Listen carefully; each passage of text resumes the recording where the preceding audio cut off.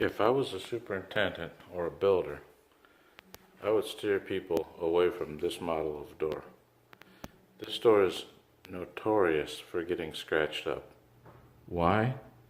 From the factory, they have this wonderful idea of putting plastic all over around the door. They put the plastic in on the glass, and then they sandwich it in there. And that's so that no painters will get paint on the door.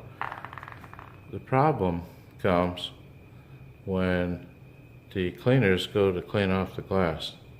They have to try and peel this plastic off that's painted onto there, and they can't. They leave plastic in every little corner. They get blades, they get things to try to clean the plastic off the glass, and inevitably they scratch the glass.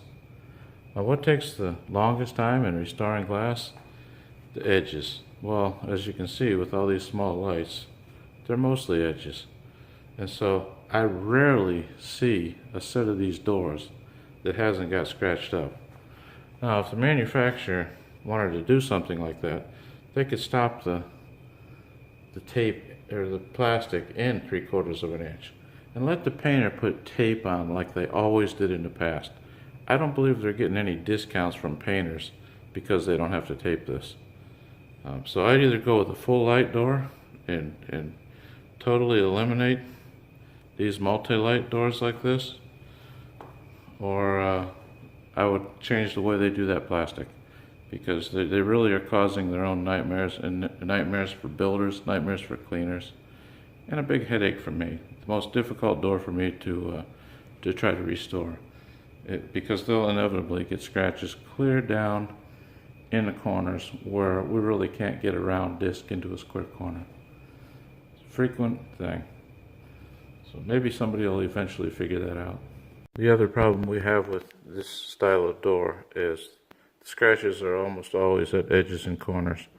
And you can see the 6-inch or 5-inch disc covers a very large area, which is great if they're in the middle. The 3-inch, which we don't like to use, will get a lot closer in the corners, but they're very prone to distortion. And we actually have some distortion on this one. The scratch was deep, and you can only use a 3-inch, and so that's what you end up with, is some undesirable results. And the bigger the disc, the flatter you can stay. We also have the ability to go with a 2-inch disc to get even closer, but they distort the heck out of everything, so we really stay away from that. You can see the technique the cleaner uses, putting a blade to cut the plastic away, and there's still plastic left behind with paint on it. And there's plastic in the corners that they can't dig out.